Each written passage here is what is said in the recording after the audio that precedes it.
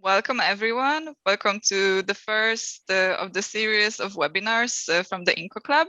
My name is Agata Mazepus, as I hope you can see on the slide. I'm a communications and engagement specialist at EY. I'm responsible for communications to the CESA region, so Central, Eastern and Southeastern Europe and Central Asia. With me today discussing the topic of technology and how it impacts the way we communicate, we have Mihaela Koshtirova, who's head of internal communication and CSR at Avast. Hello, Mihaela. Hello, hello. Of course, unmuting is always a struggle. Of course, technology struggles. Hello, everyone. Hello, and also we have Diana Bonchar, with whom we'll be discussing the topic, who is, of course, the co-founder of the INCO Club and also internal communications consultant. Before we jump into the topic, let's do a little bit of housekeeping, just a little bit to keep us organized. So we are using the Zoom meeting feature of Zoom, which means that everyone can unmute themselves and turn their cameras on. You're very welcome to show your face so we can interact better. But for the sake of keeping it clean and tidy, if you have any questions or comments that you would like to contribute, please raise your hand. I'll keep looking at the participants window and give you the voice at the first opportunity. And also, if you want to discuss together, feel free to use the chat. And if you have any technical questions or problems, pop them in the chat. We have Zuzana, who's also a co-founder of the INCO Club. Say hi, Zuza, so hi. Everyone knows where you are. So feel free to write in the chat and Zuza will help you. And speaking of the founders of the club, I would like to invite Diana to just say a couple of words about INCO Club and about the whole series, because I know that we have people from both within the club and also from outside. So Diana, over to you. Okay, thank you.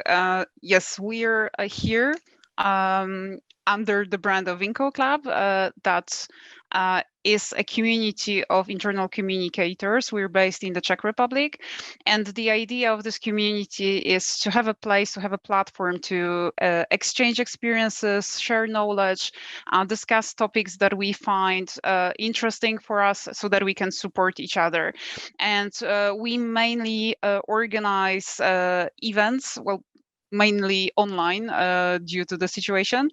And we also try to put together some information that we publish on our website. So this is what we're doing so far. In the future, once our community will grow, we will, and it will be possible, we would love to meet you face to face, those who are somewhere closer to us in the Czech Republic, and we want to develop the whole project. When it comes to the program, to the webinars that we have here, we came with an idea to discuss the connection between technology and internal communications. There will be 6 webinars. This is the first one in the series, and they all touch on different aspects of technology use in internal communication. So more details are available on our website. I know that many of you, while registering, had a chance to have a look into other topics. But if you'd like to review and register for something more, then feel free to do that. Great. Thank you, Diana. So let's jump into our topic for today. So as I mentioned, we will talk about technology and how, or maybe whether, it impacts the way we communicate. And as a small icebreaker, maybe I would like to invite you to tell us, what do you love the most about digital communication? Think big, think about not only about internal communications, but any other way in which you use the digital communications. So both in your work and private personal life. So please go to www.slido.com and use the code that is given below. And we will then see what you think of that. Maybe we will get some nice word cloud out of it. And while you are giving us your responses, Mihaela, what do you love about digital communications, both in your private life and also as a communications professional? Thanks, Agatha. Well, the first thing that came to my mind is actually that digital communication or digital technology allows me to learn at speed. Like it makes learning very accessible because you can obviously reach any resource and get any information you want. So that was the first thing that came to my mind. Of course, I could think of a lot of drawbacks as well, because there are certainly times when I feel like I'm a slave to it. And I know all the sort of theoretical good habits about what I shouldn't be doing, but it's not that easy. So certainly those two. And maybe I will add one more. As a mother, I will say that there are times when technology, just like right now, is saving me from having a bit of a quiet time because kids are on Roblox, and I'm glad that I can be here, and I can be connected and be able to focus for at least that hour, unless the internet falls over because they're using too much bandwidth. So. Yeah, that's sometimes terrifying, right? I hope that we will not have any technical issues like this during the webinar. And yeah, I think that very often recently we focus on many detriments of the technology because like obviously whenever new technology shows up, we feel the excitement and so on, but then maybe we start to realize what challenges it also brings. But for me, if we still think about the loving part of it, for me, I think the fact that I live in the Czech Republic, I'm originally from Poland. I studied in different countries. Connecting with people across the borders is fantastic. And this is one of the things that I love the most about digital communications and the technology. And what about you, Diana? Well, in my case, that's actually the same. I also, well, just by accident, I come from Poland, let's say, but using technology to smoothen the process of moving to a different location, different place, that's absolutely amazing. And I have to add to that fact that being in European Union makes it even easier because here different processes are easier, but it's all eventually coming up to technology that we can rent an apartment remotely. We can, organize some official papers and go through some processes remotely. That's absolutely brilliant. And what I also like a lot is that that technology allows to get rid of coming back and forth when you want to organize something. For instance, you want to schedule a meeting and you want to choose a time for this. So for instance, when you're inside a company and there is an option that people share calendars, it's so much easier to just spend a couple of minutes choosing the right time, and then someone can just say, well, maybe I would prefer a different timing. And they also have the technology to support suggesting a different time, or anything that is connected to it. You want to go to the doctor and so on. So you limit the time for organizing and for logistics, and then you have more time to actually go into deeper interaction with the people. And that's what I really like. Yeah. Thanks for that. And I completely agree with you. But when you mentioned that the time that we can focus on logistics, it automatically brought to my mind when the pandemic started and all of us had to go virtual and had to go digital in our internal communications, completely digital. Everybody was really excited about it. And I remember when the remote working became such a big thing, everybody was saying we are saving time on logistics, on moving between offices and so on. But now I feel like this is not necessarily the case anymore. I've seen more and more research, and also from answers from within our employee listening service, we see that people are missing, even though you can connect and we can see each other, right, through virtual communication, through the technology, people are missing this kind of contact and actually are striving to go back to the office. Mihaela, how is it at Avast? Like, how did the pandemic impact how you communicate internally, and also what's the situation now, 1 year in?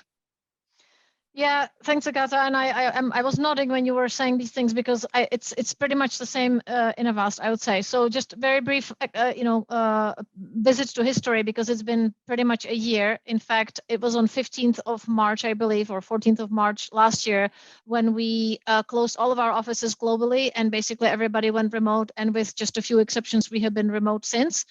I think for us, this switch to remote wasn't as maybe painful as for some other companies or other organizations, because it wasn't all that new to people. They were used to working partially from home already. But of course, it's one thing to do it, once a week or whenever you feel like it. It's quite different when you have to do it, all year, and also when you have the kids and the dogs and cats and the household in the background. So that's an additional challenge. And yes, people definitely are eager to return to offices, although we are still not open yet. Of course, situation in Czech Republic is difficult at the moment, and we have done some internal research that indicates that about half of people will want to return and be like office based. Hence, they will probably prefer to come to the office most of the time, but also about half of people are preferring to be basically, we call it work from anywhere. So that means that we are trying to facilitate for them to be able to truly work from anywhere, not just any place in Czech Republic, but possibly from other countries as well. And to the point of people missing the connections, I think this is the biggest challenge, even despite all the great technology that we have available, because the human connections, sort of the accidental connections that were happening in the office and at the water cooler and in the kitchenette, these are harder to facilitate, if not impossible, over Zoom meetings, because you still have to sort of plan it. And we have tried some attempts, and maybe I can talk to it later, or we will discuss specific tips and tricks to facilitate these things. But I think this is the true challenge: how to sort of create these chance encounters that people had in the office, because you would finish a meeting in an office and then you'd be leaving the meeting room and you would have this chat where probably the things got solved or the emotions were aired, and connections were made, and this no longer exists because you switch off the Zoom call and you go to another one. So this piece is really missing. So yeah, I think we it's fair to say that we struggle with that, and we're looking for ways to change that, or at least to reuse that. But it's a challenge. So I'm also eager to hear other people's tips, because we certainly don't have a perfect recipe. Yeah, so one of the things that I picked up right away, and I think that this is applicable to all the companies and everybody, is the water cooler conversation. And this element is missing. And I found that very often for people, this is the only source of information to actually know what is happening in the company and to learn about different updates. So I would be keen to hear, Diana, maybe you want to kick off. What are your ideas for overcoming this challenge? How to facilitate this kind of conversations when we are fully remote? You're unmuted. I am sorry. That happens to everyone still after a year. Still. And to me, included.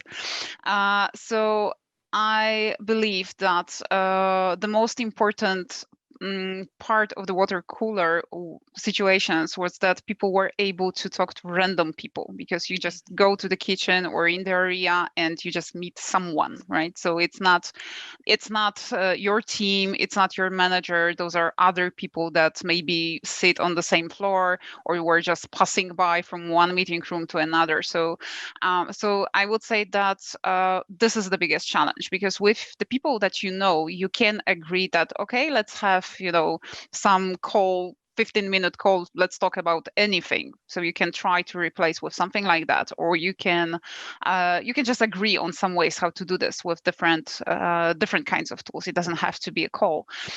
With random connections, that's something that has to be enabled.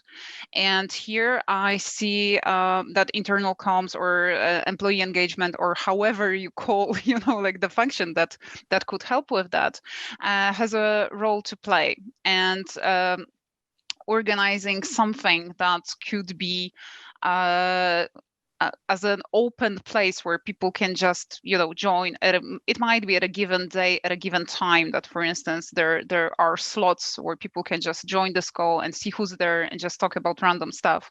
That could be an option. Or another option could be, I remember when I used to work in Kiwi, then there was in Slack, there was this chatbot that connected people for a coffee, right? So a solution like that connects people randomly and they agree on, like having a virtual coffee together. So I think this kind of solutions, what I would encourage are those solutions that allow people to go a bit deeper into the conversation and get to know each other. So not a chat for everyone, right? Where you just go and write about different stuff, because that's something that existed before. And I think its main purpose is, like some kind of leisure and fun, and that doesn't really create any platform for deeper connection and exchange of information. So if this is not virtually face-to-face, then it should be one-to-one. This is how I would summarize. Yeah, I really like that, and thanks for mentioning the tool that Kiwi has or had for the random connections. Because I remember when I joined, because I also worked at Kiwi.com, when I joined and I participated in this coffee meetings, I was paired with many senior managers, which was amazing because otherwise maybe I would not have met them. And on the other hand, when I think about my time at UI, when I was only maybe 1.5 months before the pandemic started, I really missed this opportunity, because a few times in the kitchen I met senior managers, partners, and now I feel like there's no opportunity for that unless we facilitate it, as you said, with internal comms virtually. And I think that this is also one important part, especially for new people who are joining in, right, and who don't have these connections established yet. Mihaela, like, do you have some similar ways to facilitate this kind of conversations online? Yeah, and I was nodding when I heard about the Donut, right? The Donut app, I think it's called, the Slack exactly. one. So there are groups across of us who have been using it, and we are actually just thinking about implementing it, if I can use that word, for our wider HR group, because we have quite a the not the core team, but all the people that are also in payroll and in people experience and whatever functions. So these people are not necessarily connecting as they normally would in the office, because, for example, when I was in the office, I was sitting just across the the wall from the payroll team, so I would certainly walk around and say hi. So that's one example. I would also share an example that we tried and that failed, because I think we can learn from failures as well. Exactly for this reason, last year, sometime in the spring, we tried to implement what we called a virtual lounge. So we opened a 24/7 Slack, and the idea was that 24/7 Zoom, and the idea was that anybody could sort of pop in at any time, and if I popped in and Diana was there doing whatever, I could just say hello, and basically it was meant to simulate, I guess, a kitchenette where you also don't know who you're going to meet. People come and go, no particular reason, and you can strike up a conversation, and that was it was a total fail. Like, it never really took off, and people said, oh well, it sounds like a good idea, but when I go in there and there is nobody in there, I just log off, and and I'm sort of away. So I think it really is a challenge, and I think it's about trying different things. I have seen recently that when we try to facilitate, and maybe one tool I was going to mention is Miro. You may or may not know it. It's like a whiteboard tool for collaboration. It's really a collaboration tool, but it has a really great library of like icebreakers and sort of team building type of things. So again, it's still in online, because we still don't have the option to be physically present, but I think it facilitates some even fun discussions and light discussions, and it makes people feel like you don't necessarily have to only discuss work all the time. But I think the challenge is that you also have to plan that, and you have to make space for that, and I think that's difficult in Avast, and I'm sure everywhere else, because people are so overwhelmed with work. It basically takes what they feel is an extra effort to log into this session or that session. But we're trying all these different things, all the virtual lunches and wine evenings, and I know there are groups in Avast that do these online games, Jack in a Box or Jackbox, I forgot what it's called. Some of those tools. So yeah, I think the different groups are trying different things, and just trying to make it work. Yeah, that's great to hear. If anyone has from our audience has something to add, feel free to drop a note in the chat or raise your hand if you would like to add something. It would be great to hear what else we can do to facilitate this kind of water cooler conversation, which is missing in the current circumstances. And as we have already embarked on the part of the challenges of the digital communication, I'm seeing that many people actually already put the biggest challenges of digital communications. I can see security concerns, lack of distance. It's addictive. I think that Mihaela also mentioned it at the beginning, that being a slave to technology, the internet speed is often an issue. Global village as a good thing, I guess. So there are many things to unpack here. Maybe Diana, if you would like to say your number one least favorite thing now about communication. I think that the biggest challenge actually lays in the fatigue that we have when we do everything, absolutely everything online. It doesn't matter at some point, like if it enables the conversation or if there are some difficulties and so on. Just the fact that we are using the same screen, the same technology, like meaning the solution that we are virtual and we're doing absolutely everything online, working online, learning online, trying to relax online and so on. That actually is the biggest challenge of all. But that's very specific to our current situation and the fact that we have this corona crisis. If this wouldn't happen, so we could, for instance, do a lot of other things not online, then I think that there are different challenges, and for me it's very hard to choose just one of them, because I think that there is a big problem in the part that it's addictive. So that's on one side. A totally different problem is in how we use it, how we abuse it. That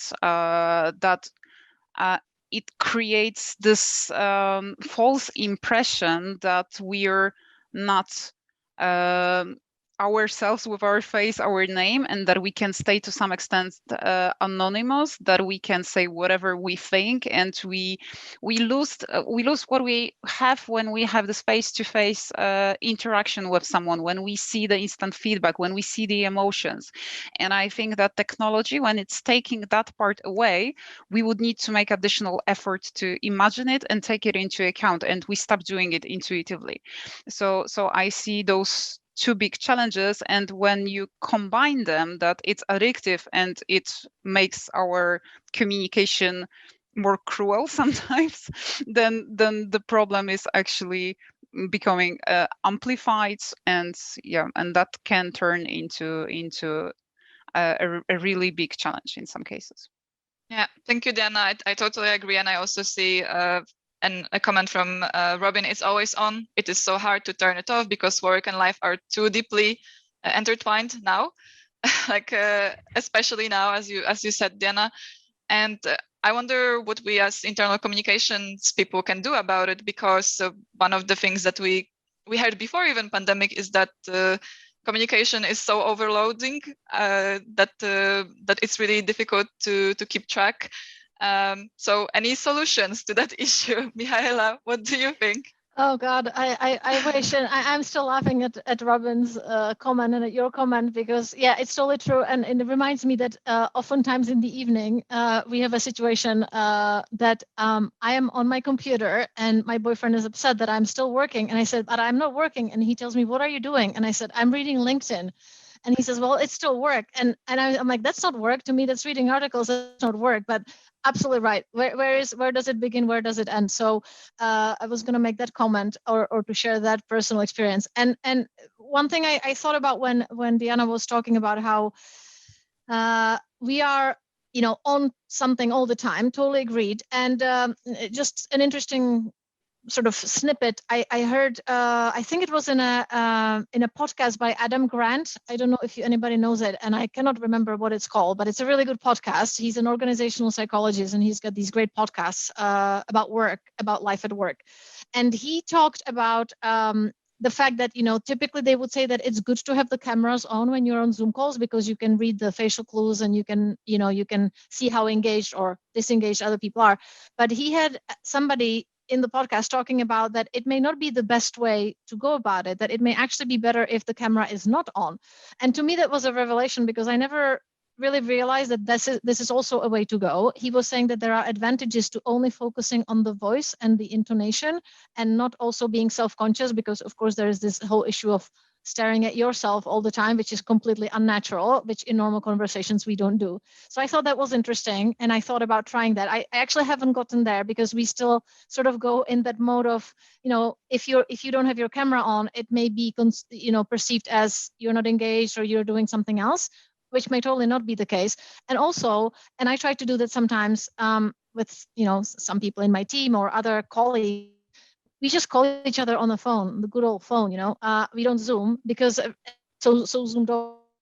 You can just have a phone call too. So I know it seems like a really weak solution. It's not a greatest thing on earth, but it's these little things that I think we can do, because ultimately you have to be connected through a technology, because you really simply don't have any other choice if you want to talk with them. And of course, then I think there is this whole other topic of, do we need to be connected in real time and in a face-to-face, so to speak, or can we sort of boost our asynchronous ways of working, which is, I think, is another big topic, which also is technology enabled, because there are all these great tools we can use to be asynchronous.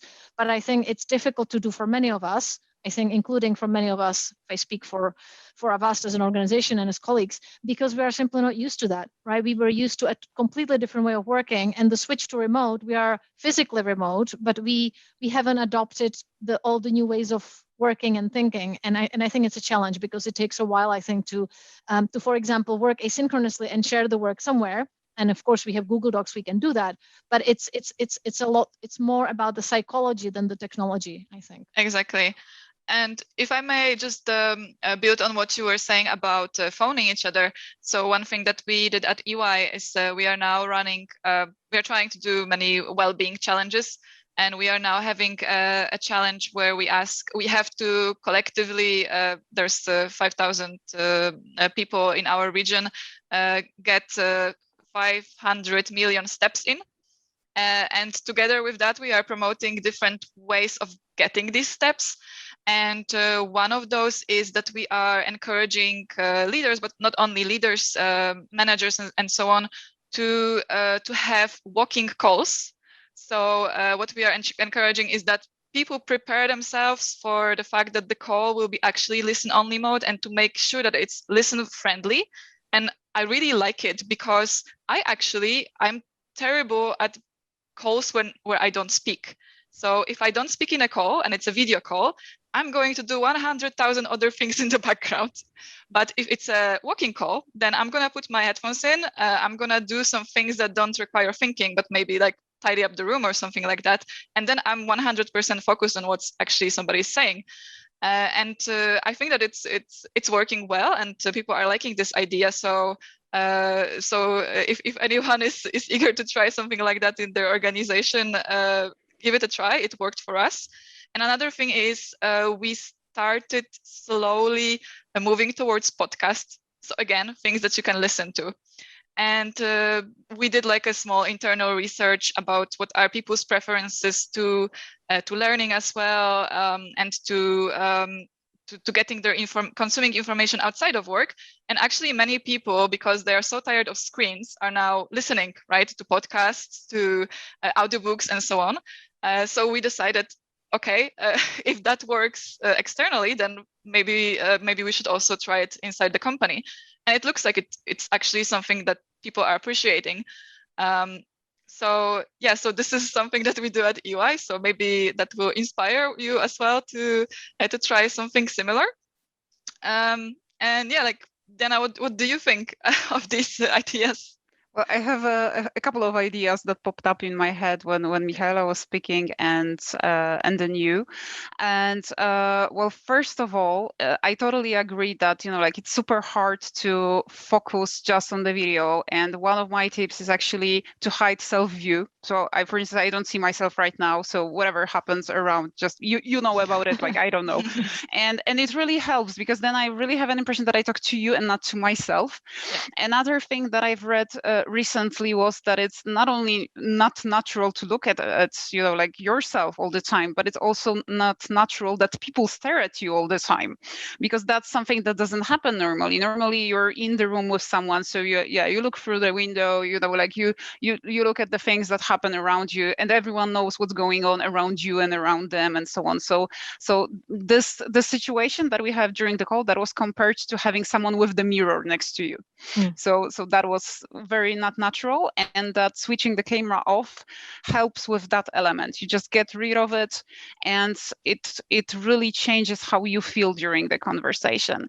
Then another point, like what I do to focus better, if I have to just listen and I'm on the call, then well, I very often do something. I have to do something with my hands to be able to focus, because otherwise then I start thinking about something else at some point, and I try to avoid switching to a different tab and doing something else.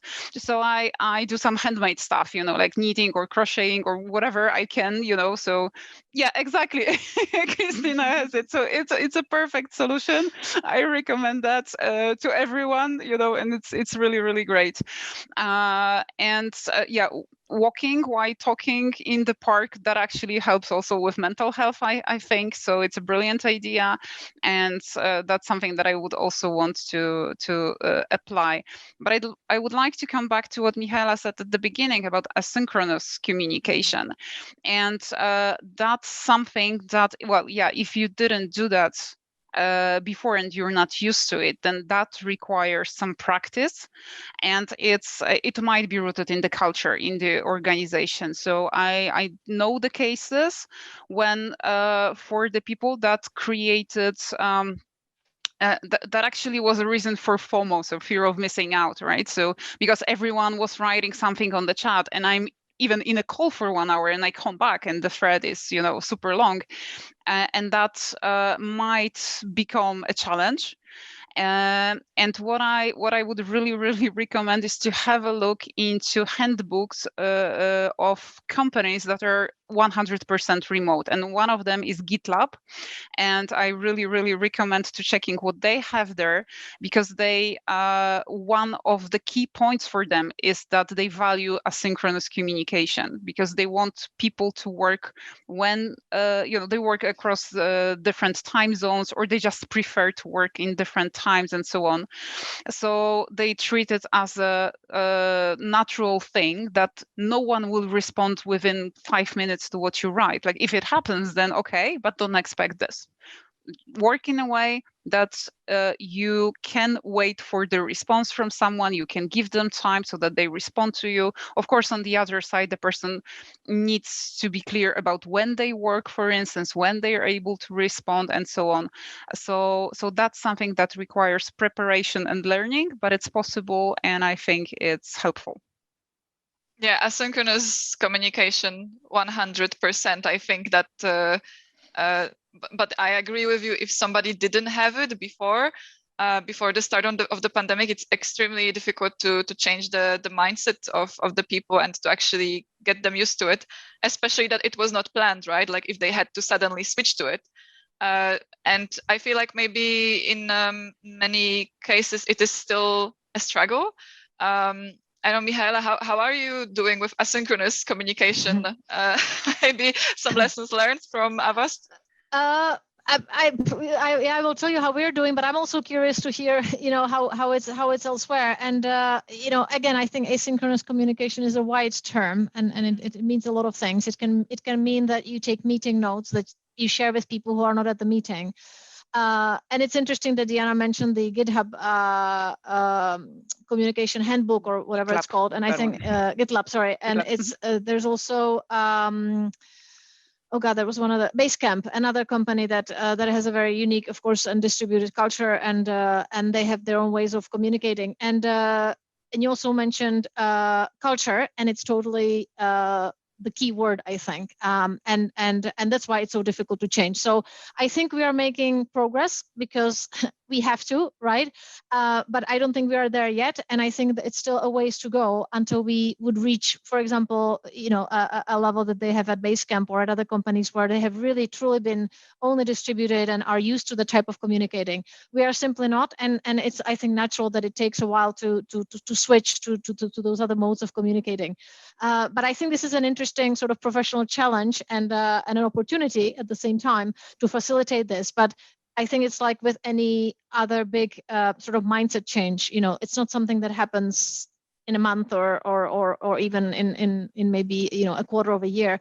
So slowly I think we are making progress, and I think we are showing and trying to share best practices and showing the value of because I think the initial resistance to this may be that it seemingly takes more time. So for example, taking good notes at a meeting, it takes time, right? Somebody needs to dedicate their time to doing it. But I think once you start seeing the value from it, then you are obviously more motivated next time to implement that in your team or in your business unit or wherever. And I would say, like anywhere else, there are probably some that are doing it better and longer, some that are still learning. I'm sure all the technical people and the engineering teams, they're used to documenting their work and their code, and I'm a totally non-technical person, so any technical people, please forgive me for probably mutilating these technical terms. But some other teams may not be so used to it, and I think HR team, to be fair, is an example where we were much more used to being more sort of in-person meetings and not being so used to asynchronous ways of working. So yeah, we're getting there, but I wouldn't say we're fully there yet. And I'm curious as to whether, because I think we were all forced to go into remote pretty much at the same time in the same manner, right? We all sort of, last March is when we all closed the offices and went. So also curious to hear from others as to how they tackled this challenge of moving to efficient asynchronous communication. Agatha, how is it in EY? How are you guys doing? In EY, I would say it's getting better, but it's a long journey.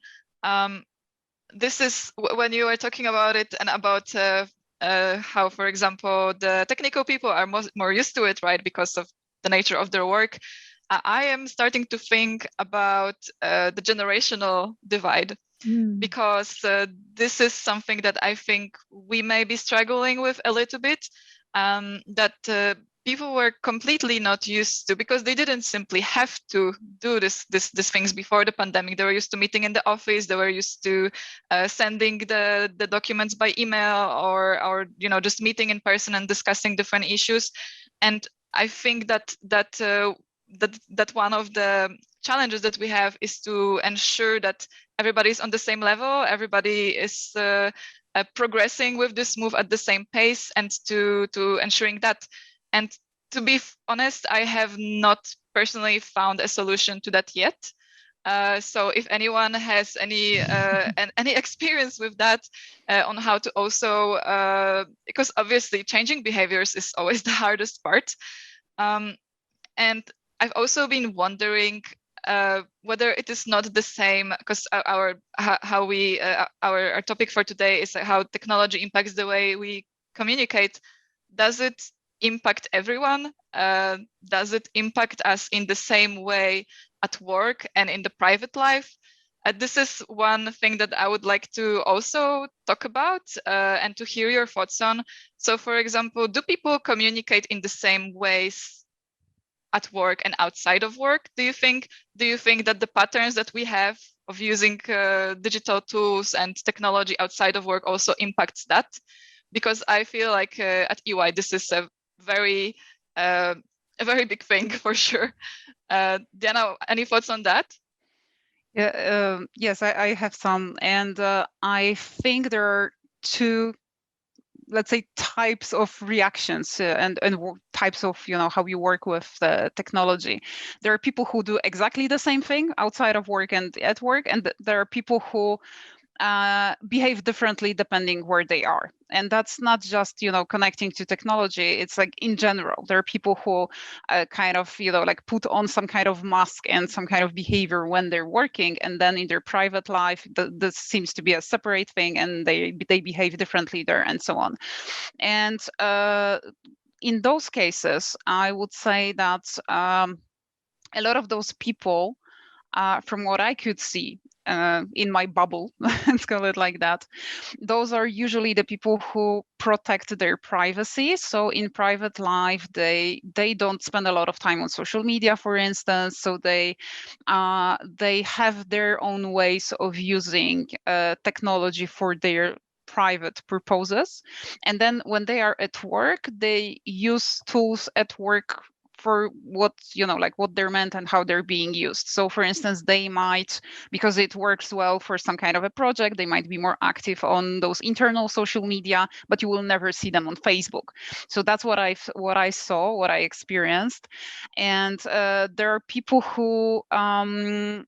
who do the same thing here and there. And those people very often take their habits from private life to the office and try to use them there and somehow impose them. So it does happen that they, for instance, like some tools because they use it for something, and they come to the office and they try to find out, like, can I start using it here? Can I implement this tool? Or for instance, they try to use what's available for topics that they just like, no matter, like if it's in line with some culture policies or just simply habits in the company and so on. So it really depends on the personality. And I think that if it's not clear what the company expects from the people and what the tools are for and how to use them, then that just simply leaves space for interpretation and personal preferences.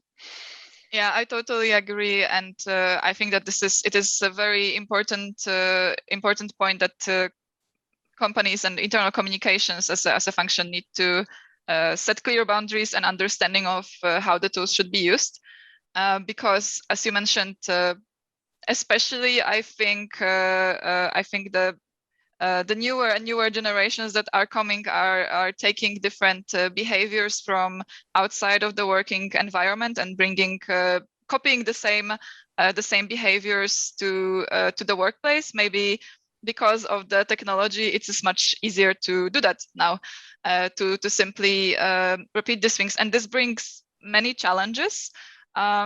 I would be happy glad to hear what you think are these kind of challenges that come from the externally privately used technology that you see in the companies and how you tackle them. One of them that I think about is anonymity, right?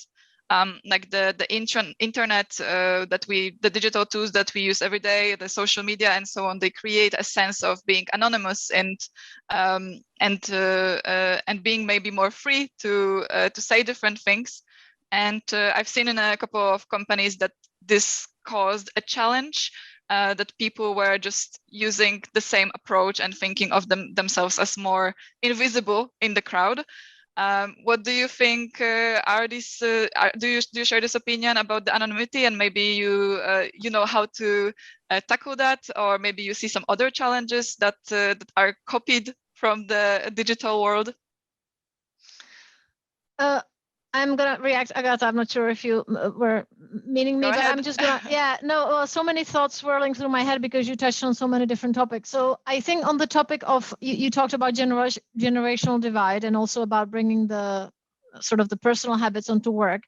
I am gonna add one more dimension to this discussion, and that's a cultural, let's call it cultural difference, cultural divide, because in a vast, we're a Czech-based company with a large Czech and Slovak population, but we also have offices in the UK, in the US, and it's sometimes very interesting to follow the conversations, and our tool of choice is Slack, as I think I already mentioned. So obviously most of these discussions are happening on Slack, those that are out in the open, because there are multiple private channels, which I don't obviously see, but there's plenty going on in the public channels.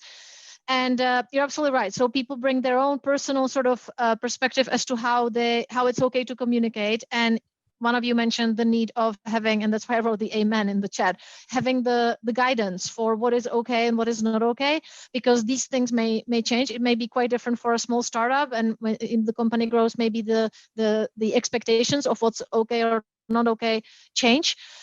It's very tricky. I think a very, very, very tricky area, because I think as a communications professional, you try to strike a balance between giving people a freedom of expression and not censoring things, but equally creating an environment where other people don't feel offended or hurt or bullied or whatever other negative things can happen when people don't control what they say and how they say it, right? Because oftentimes it's about the tone, not necessarily the message itself.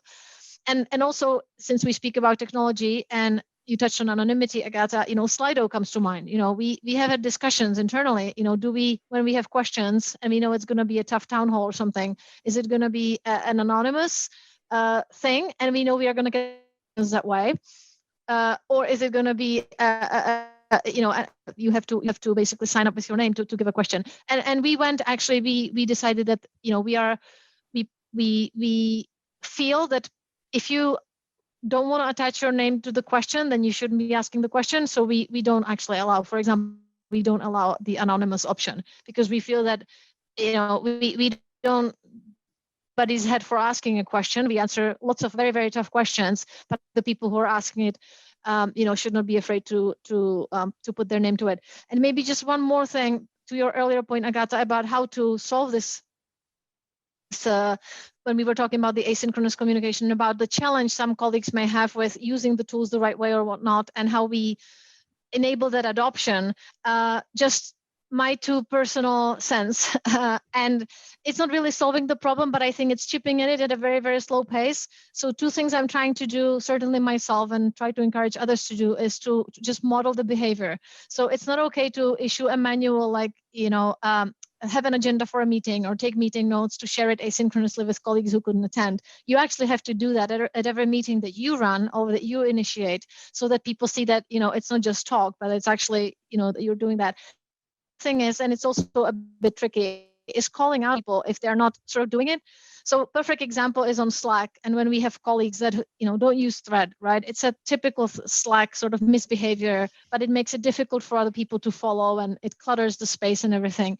So I think it goes back to culture, goes back to the discussion about culture and about being able to openly tell each other without, it's not maybe comfortable, especially if it's a colleague that's a higher up, but it's okay to do, because you're helping everybody else by calling that out and helping them fix that, right? This is an easy fix. It's just you show them the icon and they're good to go.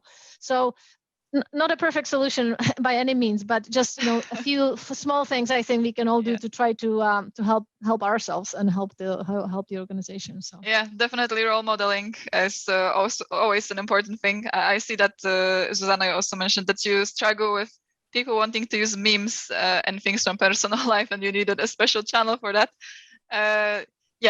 We blocked most of the memes because it was just, it's impossible.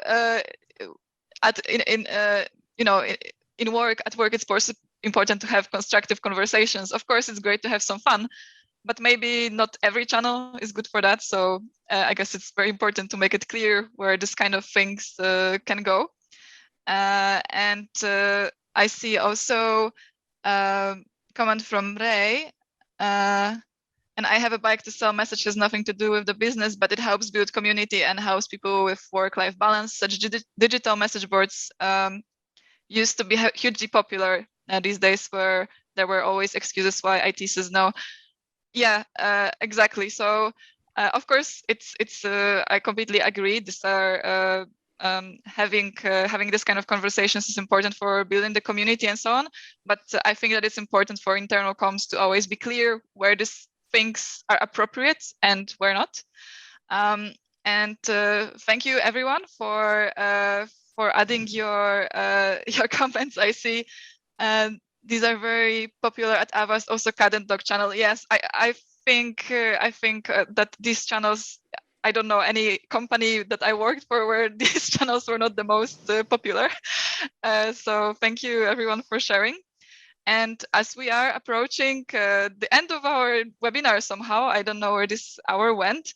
I would like to ask maybe first, Diana, we talked about many different challenges and how technology can impact how we communicate. What would be your one key takeaway for everyone to remember from our discussion? Just one. Just Right? one. Two sentences. Oh my, it's so hard to choose.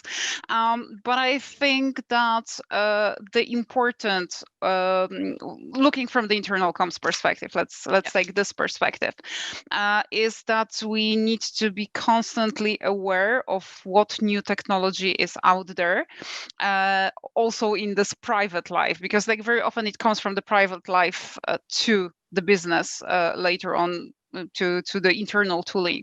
So we need to be aware of what's available, how people use it, what habits that create, so that we are ready.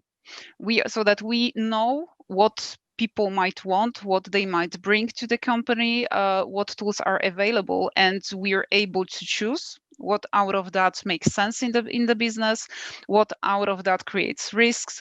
So we just need to keep up, like with the development of the tooling, and just be aware of how they can be used internally. Yeah, so I completely agree. Like understanding the trends that are outside and when they will come, because all of them will come one way or another to the internal comms, and how we can use them to our benefit, and also how we can prepare for possible challenges for sure. Mihaela, your thoughts, your one thing to to remember? Yeah, I don't know. I think probably the one big one that I'm thinking about after all these interesting insights is that technology is certainly a must-have. So we can do without it, and I couldn't imagine communicating without even Slack, without Meet or whatever other Miro and all these tools that we're using. But at the same time, it's still just a technology, and there's people behind it. So I think it's our job to help people being able to use it effectively, because it's really important, especially when you have new people joining the organization who may be coming, from different environments. They may have now they need to use Slack. They may have been using Outlook. Now we're asking them to do Gmail. So I think helping them adopt the technology is important, because then they can obviously participate easier in the discussions, and not underestimating the human side of just the whole change management thing that we slightly touched on and of course didn't solve on this call. I think this is where communication goes hand in hand with engagement and with changing mindsets. So yeah, thank you, Mihaela. Also 100% agreed. And I'm also thinking from my perspective, this is something that I very often discuss with Diana and with many other people, that we often like to blame things for technology, and say that this tool is bad, this tool, because of this tool we have this mess or whatever. It's not about the tool, it's about the behaviors, it's about how we use the technology, and it's important that we as internal comms also take on this responsibility and try to ensure that that the tools that we use we get the best of, basically. So that would be my takeaway. We have 5 minutes to spare. Would anyone like to add something, your thoughts about what we talked about throughout the last hour? The floor is open to everyone. So feel free to unmute yourself and say a few words if you wish. Don't be shy.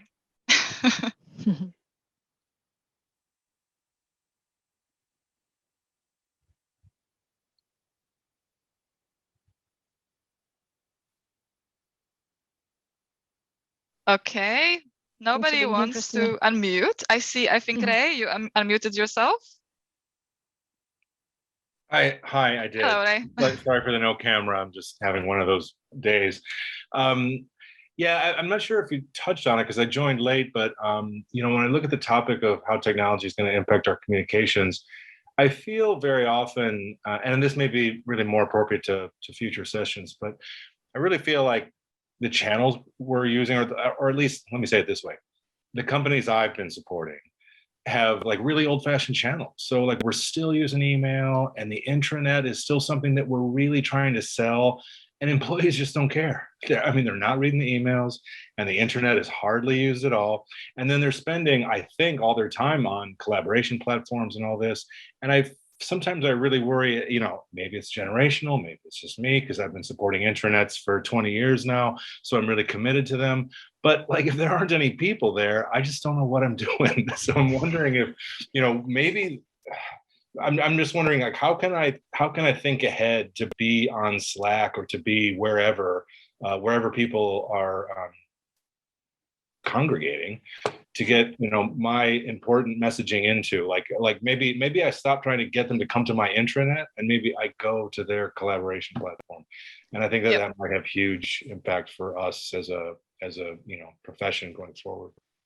Yeah, I love it, and I love your comments. Thank you, Ray. And I think that this is of course, due to limited time, we did not squeeze this topic in. But whether the question is whether it's employees who should be searching for communication, or whether it's our responsibility to find a way to reach them, right? And I think that this is a topic for the whole new discussion on that. And yeah, maybe we don't need intranets, maybe we don't need newsletters, maybe we just need to pop a message in Slack, and because that's where everybody is. So thank you for that. Very good comment.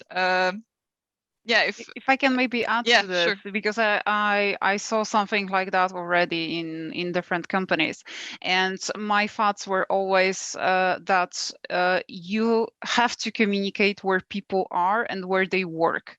If it's not connected to, if you're not in the place that they use to do their job, then they just, you know, like would need to go specifically to you. It's like, you know, like when you're on the bus, for instance, and there's a newspaper there, then you might have a look into it. But if you have to go to some publishing house and ask for that newsletter, like you will never do that. So this is, you know, like where people are, they will notice you. And if you create an additional tool for them, and the only reason why they would go there is to read the information, not to work, they will not do this. Yeah, so that's why, for example, if we are keep thinking about internal comms not being in a vacuum, but connected with also what's happening externally, I consume all my news on social media. So otherwise, I would probably not go to a news website even to find out what's happening. I consume I just follow the outlets that I like and value, and I get all my content from there. And I think that's one thing that we can learn from the digital communication, how it can impact internal comms as well, and what we should take into account. Yeah, thanks for that question, Ray, and in this time, no answer to it. But I think it opens an interesting topic for a much lengthier discussion. Also in connection of, you know, is it about the different channels through which to deliver it, and what's the right one? It's a totally fair question. But to me, the bigger challenge is I think we have too much information. So it's like the information overload it's just so ridiculous. And if you look 10 years back, I think it's exponential. And I think the challenge maybe years back was about how to find the right channel to deliver the information. I think the challenge now is how to not deliver so much information because everybody is drowning. At least I think this is a frequent challenge. So, but yeah, good question. And I think one that would deserve a further discussion, definitely. Yeah, so let's think about another session to unpack this whole topic.